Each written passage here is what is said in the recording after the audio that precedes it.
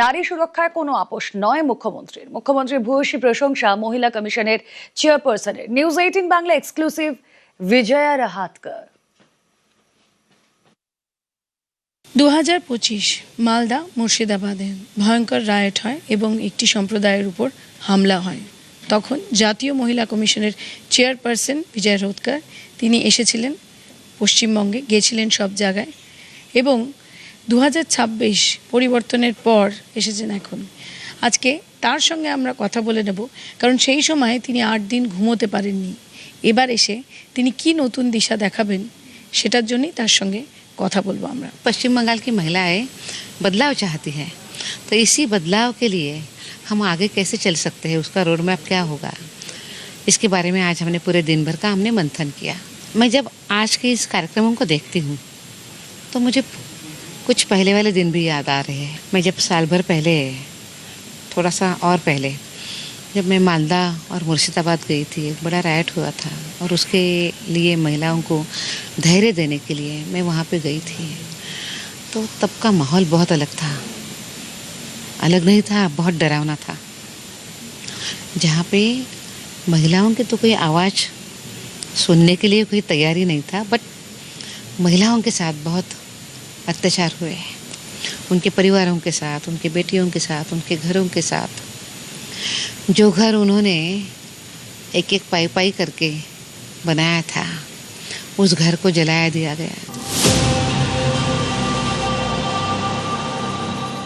रात को आपसे बात हुआ था, मुझे याद है, और आप बोल रहे थे कि क्या मतलब किस तरीके से हम सो पाएंगे। क्या आप सो पाई थी उस टाइम में? नहीं, जब मैंने वो पूरे घरों की राख होती हुई जब मैंने देखा, उन महिलाओं का आक्रोश देखा, कोई महिला अपने छोटे बच्चों के साथ घर छोड़ के वहाँ से निकल कर आई थी, तो वो पूरा चित्र ही इतना ख़राब था। मैं सही में 8 दिन सो नहीं पाई। मीन्स जब भी हम सोचते थे तो केवल दिमाग में वही बात थी कि इतने मेहनत के साथ बना बनाया घर उजाड़ दिया, सपनों को केवल घर ने उजाड़ दिया, तो सपनों को ही राख कर दिया। ये बहुत डरावनी भयंकर स्थिति थी।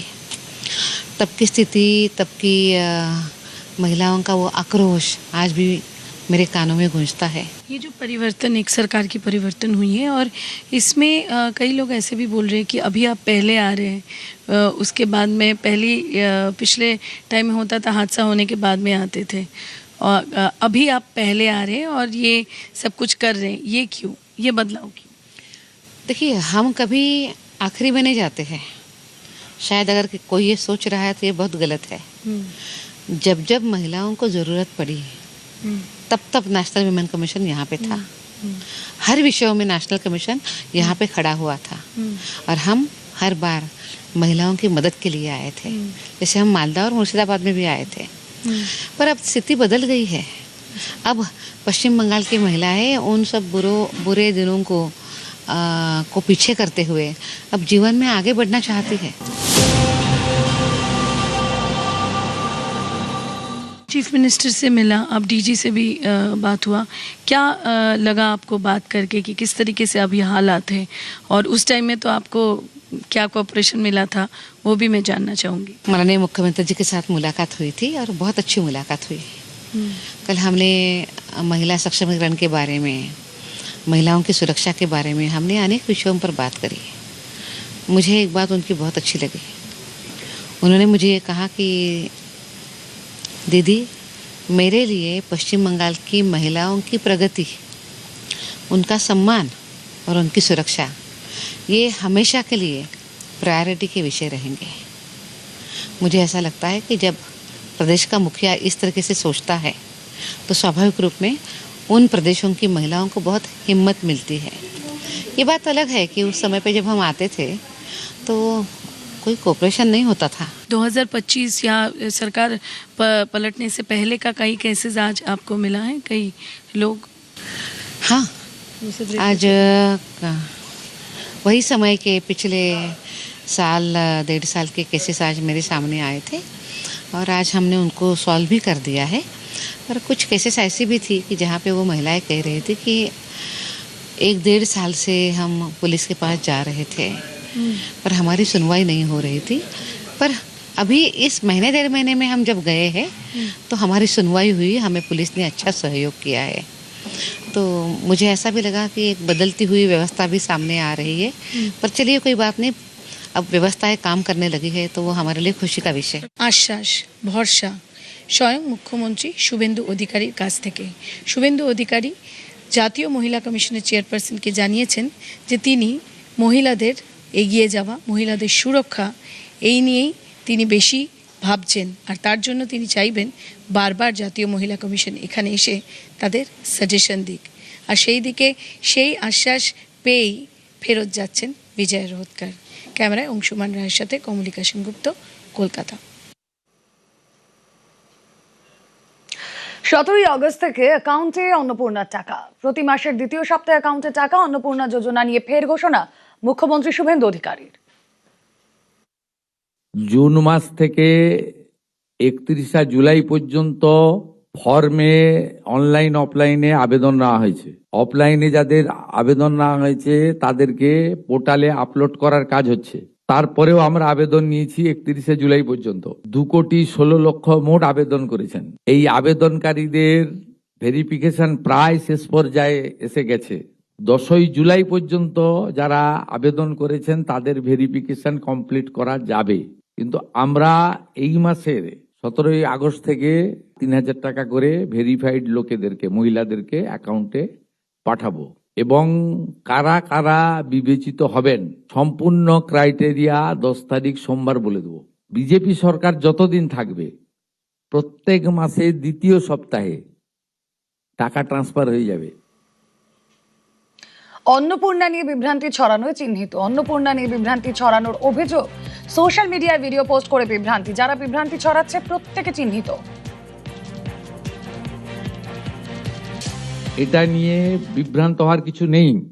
আমাদের সব সোশ্যাল মিডিয়ার টিম যারা যারা রিল বানাচ্ছেন, রিল করছেন, খুব নজর রাখছে।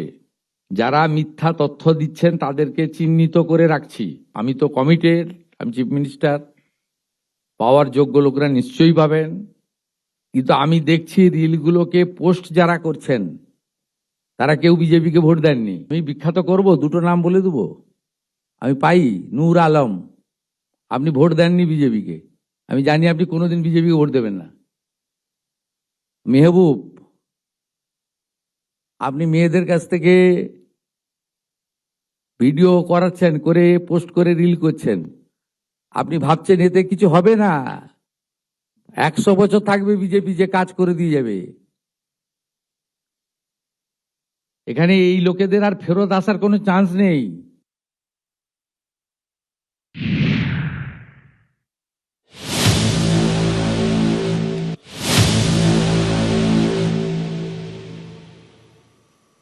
দুর্নীতি দমনে করা রাজ্য, তবু অফিসে বসে ঘুষ বেপরোয়া সরকারি অফিসারের।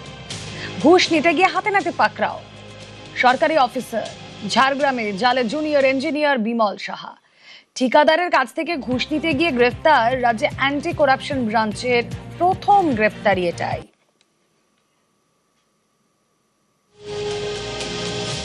দুর্নীতিতে জিরো টলারেন্স আগেই জানিয়েছিলেন মুখ্যমন্ত্রী শুভেন্দু অধিকারী। আজ ঝাড়গ্রামে জামবনির বিডিও অফিসে অ্যাসিস্ট্যান্ট সাব ইঞ্জিনিয়ার বিমল শাহকে ঘুষ নেওয়ার অভিযোগে গ্রেফতার করা হলো রাজ্য পুলিশের অ্যান্টি করাপশন ব্রাঞ্চের তরফে। মূলত অভিযোগ ছিল যে লক্ষ লক্ষ টাকা তিনি ঘুষ নিতেন এবং একজন ঠিকাদার অভিযোগ করেছিল 2 লক্ষ টাকা তার কাছ থেকে ঘুষ চাওয়া হয়েছে এবং সেই ঘুষ assistant sub engineer Bimal Shah নিতেই তাকে গ্রেফতার করে রাজ্য পুলিশের অ্যান্টি করাপশন ব্রাঞ্চ। এবং এর আগেও মুখ্যমন্ত্রী শুভেন্দু অধিকারী বলেছিলেন যে দুর্নীতিতে জিরো টলারেন্স, এবং সেই চিত্রই দেখা গেল।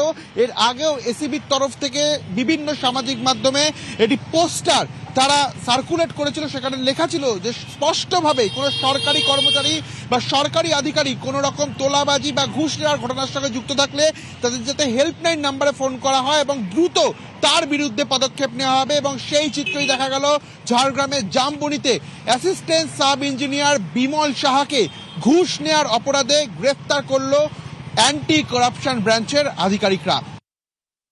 আপনারা আজকে দেখছেন কেমন চোর ধরা পড়ছে। অ্যান্টি করাপশন ব্রাঞ্চ খবর রেখেছেন কেউ? জামবনির জয়েন্ট ভিডিও হাতে নাতে ধরা পড়েছে। কোন সরকারি অফিসে, কোথাও পঞ্চায়েত অফিসে, পুরসভাতে টাকা দিয়ে আর কিছু কাজ হবে না।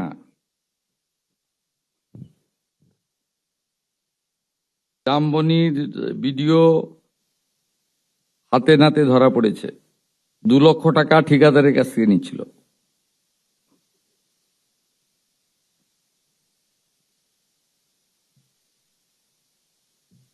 Anti corruption branch is working. ঘুষখোর অফিসারকে ধরিয়ে দিল টোল ফ্রি নাম্বার। ঘুষ চাওয়ায় টোল ফ্রি নাম্বারে ফোন ঠিকাদারের, আর ব্যাস ঘুষ বন্ধ করতে চালু হওয়া টোল ফ্রি নাম্বার রাজ্যের, আর সেই নাম্বারে ফোন করায় ফাঁদ পাতে গোয়েন্দারা। ঘুষ নিতে গিয়ে হাতে নাতে পাকড়াও অফিসার।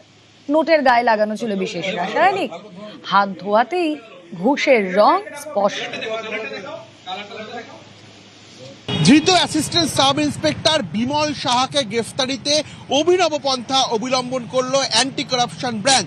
ফেনোফাথিনাল পদ্ধতি, মূলত যে টাকা তাকে ঘুষ হিসাবে দেওয়া হয়েছিল সেই টাকার মধ্যে সোডিয়াম কার্বনেট মিশ্রণ করা হয়েছিল। যখন তিনি সেই ঘুষের টাকা নেয়, পরবর্তীতে তার হাত যখন জলের সংস্পর্শে নিয়ে আসা হয়, সেই সোডিয়াম কার্বনেট তার যে রং তা ছাড়ে, গোলাপি রং ধারণ করে সেই জল। এবং এই পদ্ধতি এর আগেও সেন্ট্রাল ব্যুরো অফ ইনভেস্টিগেশন অর্থাৎ সিবিআই এর তরফ থেকে বিভিন্ন অভিযানে অবলম্বন করা হয়েছিল, এবং অ্যান্টি করাপশন ব্রাঞ্চের তরফ থেকে ঠিক সেই ফেনোফাথিনাল পদ্ধতি অবলম্বন করা হলো, যাতে করে কিনা কোনো রকম কেউ যদি ঘুষ বা কোনো রকম যদি কোনো বস্তু নিয়ে থাকে বা টাকা নিয়ে থাকে, সেখানে সোডিয়াম কার্বনেট মিশ্রণ করা হয়, এবং পরবর্তীতে যাতে প্রমাণ পায় সে তিনি ঘুষ নিয়েছেন বা কোনো বস্তু উপহার হিসেবে নিয়েছেন। সেই কারণেই কিন্তু এই ফেনোফাথিনাল পদ্ধতি অবলম্বন করলো অ্যান্টি করাপশন ব্রাঞ্চ। এবং শুধু তাই নয়, এই পদ্ধতি অবলম্বন করার আগে ফাঁদে ফেলার যে ফন্দি, সেই ফন্দিও কিন্তু এসিবির তরফ থেকে আটা হয়েছিল। কারণ যে অভিযোগ আসছিল, এই বিমল শাহ দীর্ঘদিন ধরে লক্ষ লক্ষ টাকা ঘুষ দিতেন, এবং সেই অভিযোগের সত্যতা প্রমাণ করতেই ফেনোফাথিনাল পদ্ধতি অবলম্বন করলো অ্যান্টি করাপশন ব্রাঞ্চ। ক্যামেরায় বিশ্বজিৎ দাসের সঙ্গে Rounak Dutta Chowdhury, news 18 Bangla, Kolkata. Job card যাচাই করা শুরু হলো যেই অমনি কেঁচো থেকে উঠে 21 লক্ষেরও বেশি জব কার্ড ভুয়ো।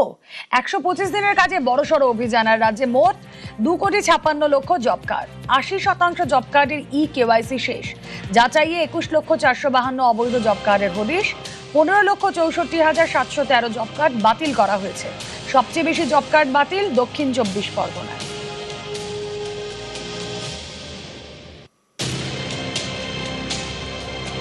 রাজ্যে একের পর এক ভুয়ো জব কার্ড পাওয়া যাচ্ছে, আর তা নিয়েই মুখ্যমন্ত্রী শুভেন্দু অধিকারীর নির্দেশে জব কার্ড যাচাইয়ের প্রক্রিয়া শুরু করে রাজ্যের পঞ্চায়েত ও গ্রাম উন্নয়ন দপ্তর।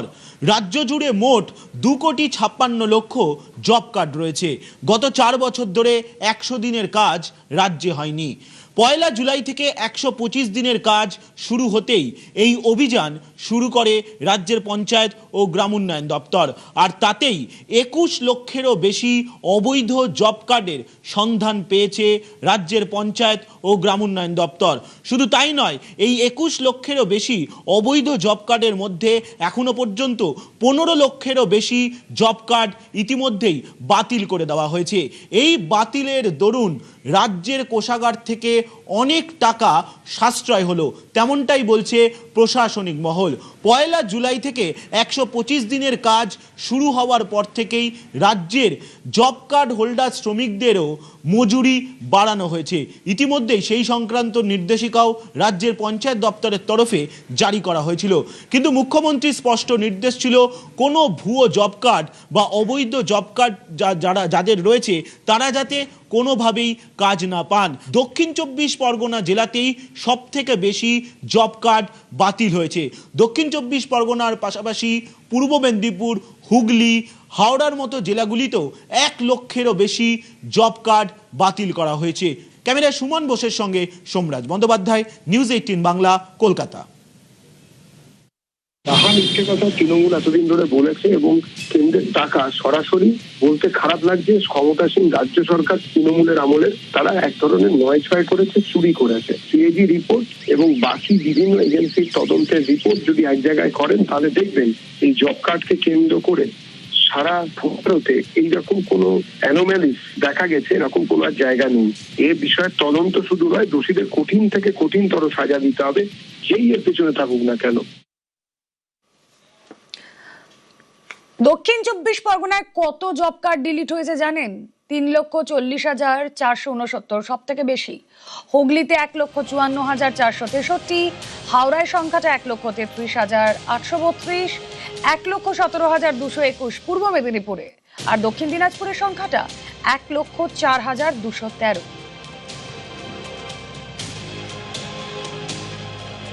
আমাদের দুর্ভাগ্য ওই ক্যাবিনেটে আমরা ছিলাম, আমরা ট্রেনে যখন আসতো কেউ বলে হাফ প্যান্ট মন্ত্রী, আমরা বলি তার থেকে নিচু যদি কিছু থাকে সেই মন্ত্রী ছিলাম। এই চুরির ভাগ অপবাদের আমাদের নিতে হয়েছে। পিসি চোর, ভাইপো চোর, তৃণমূলের সব চোর, তো চোরি অংশীদার তো আমাদের হতে হয়েছে, তার তো প্রমাণ আসছে। এই যে জব কার্ড চুরি, তারপরে এই যে ক্যাগে রিপোর্ট, আমি আপনাদের মাধ্যমে, কুণালবাবু আমার বিরুদ্ধে হাইকোর্টে গেছেন, আমি নাকি বিধানসভায় বলতে দিচ্ছি না, আমি আপনাদের মাধ্যমে অগ্রিম কুণালবাবুকে ইনভাইট করে রাখলাম। এই যে ক্যাগ রিপোর্ট বেরোচ্ছে, দুর্নীতির বিরুদ্ধে মানে বিধানসভায় চর্চা হবে, মুখ্যমন্ত্রী বলেছেন উনি যত টাইম চাইবেন ক্যাগ রিপোর্টের ওপর উনি তথ্য সহকারে বক্তব্য রাখবেন। আলোচনা চলাকালীন আমি দায়িত্ব নিয়ে বিরোধী অপোজিশন চিফ হুইপ হিসাবে অন্য মেম্বারদের অনুরোধ করব যে কুণালবাবু দুর্নীতির বিরুদ্ধে ভালো বলতে পারবেন, সেহেতু ক্যাগ রিপোর্টের উনি সঠিক ব্যাখ্যা যাতে বাংলার মানুষের সামনে দেন, আপনাদের মাধ্যমে অগ্রিম আমি কুণালবাবুকে টাইম দেওয়ার কথা ঘোষণা করলাম। যদি আখরুজ্জামানের এত দুঃখ থাকে, তার যদি এত কষ্ট থাকে এবং দল বা সরকারের জন্য এত বদনাম, তো তিনি মমতা বন্দ্যোপাধ্যায় তৃণমূল কংগ্রেসের প্রার্থী হয়ে আবার দাঁড়ালেন কেন ভোটে? তৃণমূলের প্রার্থী হয়ে দাঁড়ালেন কেন? মমতা ব্যানার্জির প্রার্থী হয়ে দাঁড়ালেন কেন? 1 নম্বরের গদ্দার মির্জাফর বিভীষণ, তিনি বিধায়ক, তৃণমূলের কর্মীদের পরিশ্রমে জিতে আসা বিধায়ক, তৃণমূলের ভোটারদের ভোটে জিতে আসা বিধায়ক, মমতা বন্দ্যোপাধ্যায়ের দেওয়া সিম্বলে জিতে আসা বিধায়ক। আগে যদি অতীত তুলে থুতু ফেলতে যান, ওপর দিকে থুতু তুললে থুতুটা কিন্তু আখরুজ্জামান নিজের মুখে পড়ে, এটা মাথায় রাখবেন। সরকারি জমি দখল করে petrol pump, hotel, crore crore টাকার ব্যবসা কোথায়? পশ্চিম মেদিনীপুরের শালবনীতে। এমনই অভিযোগ, যে অভিযোগের সূত্র পৌঁছয় অভিষেক বন্দ্যোপাধ্যায়ের পিএ সুমিত রায় পর্যন্ত। স্থানীয়দের দাবি এই চক্র অনেক বড়। এবার প্রকাশ্যে আরো গুরুতর অভিযোগ।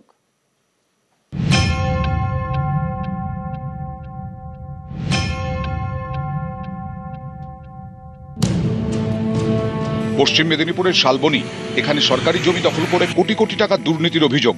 সরকারি জমিতেই হোটেল, পেট্রোল পাম্প তৈরির অভিযোগ। ইতিমধ্যেই গ্রেফতার মেদিনীপুরের প্রাক্তন তৃণমূল বিধায়ক সুজয় হাজরা। তদন্তকারীদের দাবি, তাঁকে জেরা করে অভিষেক বন্দ্যোপাধ্যায়ের পিএ সুমিত রায়ের নাম মিলেছে। এই মামলাতেই সুমিতের খোঁজে গভীর রাতে অভিষেকের বাড়িতে যায় পুলিশ। এই মামলার তদন্ত করছে সিআইডি। যত সময় যাচ্ছে অভিযোগের তালিকা তত দীর্ঘ হচ্ছে। শালবনীর যজ্ঞেশ্বরপুরে প্রায় 50 বিঘা সরকারি জমি।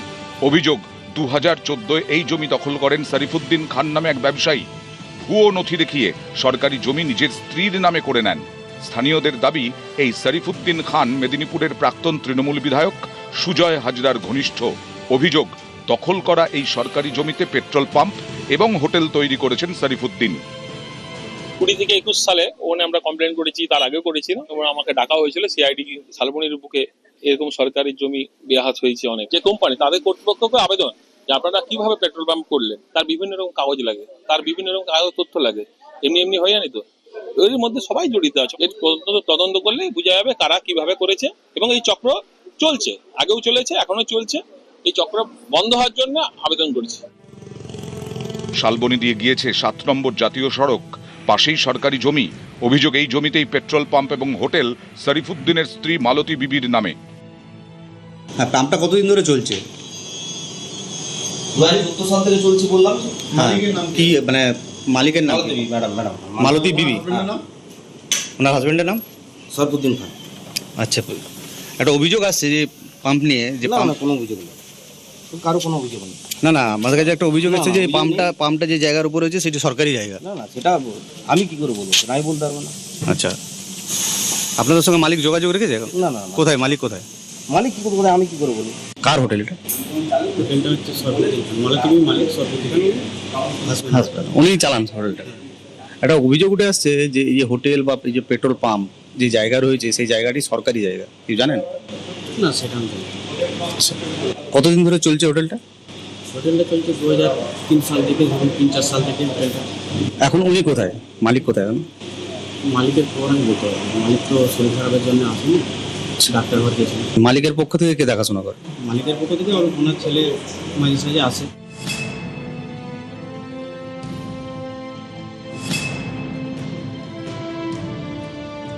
জমি কেলেঙ্কারি মামলায় শালবনী, তাতে সিআইডি তদন্ত নির্দেশ দেওয়া হয়েছে। সিআইডি খুব তৎপরতার সঙ্গে তদন্ত করছেন। যে তৃণমূল নেতা এই জমি কেলেঙ্কারির সঙ্গে যুক্ত আছেন তারা যাতে দৃষ্টান্তমূলক শাস্তি পায়, প্রত্যেকে যাতে সিআইডি তদন্তের আওতায় আসে, তার জন্য আমিও মাননীয় মুখ্যমন্ত্রীকে দাবি জানাবো। অ্যারেস্ট হয়েছে একজন, আরও অনেকেই আছেন, এবং যিনি ভাইপোর আত্মসহায়ক তার বাড়িতেও অনেকবার পুলিশ গেছে তদন্ত সার্ভে। মেদিনীপুরে এক সময়ের দাপুটে তৃণমূল নেতা সুজয় হাজরা। অভিযোগ 2019 থেকে জমি জালিয়াতির কারবার শুরু করেন তিনি। অভিযোগ প্রথমে সরকারি জমি দখল, তারপর ভুয়ো নথির সাহায্যে জমির দলিল তৈরি, সেই দলিলের সাহায্যে জমি বিক্রি।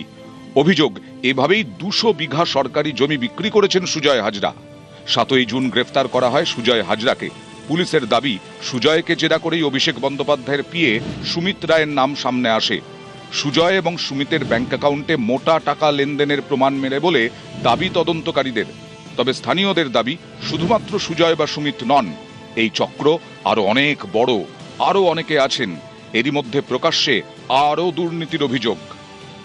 এই পেট্রোল পাম্পের যে জায়গাটি প্রায় 80 ডেসিমিল জায়গা, সেই 80 ডেসিমিল জায়গা কিন্তু সরকারি জায়গা, এবং যেটা অভিযোগ উঠে আসছে যে এই সরকারি জায়গা এক সময় জাল নথি তৈরি করে জায়গার চরিত্র বদল করে তাকে ধানি জমি থেকে বাস্তু জমিতে কনভার্ট করা হয়েছে, আর সেই জমির উপরেই গড়ে উঠেছে এই বিশাল আকার পেট্রোল পাম্প। শুধু তাই নয়, পেট্রোল পাম্পের পাশাপাশি এই জমির মধ্যেই গড়ে উঠেছে একটি হোটেল।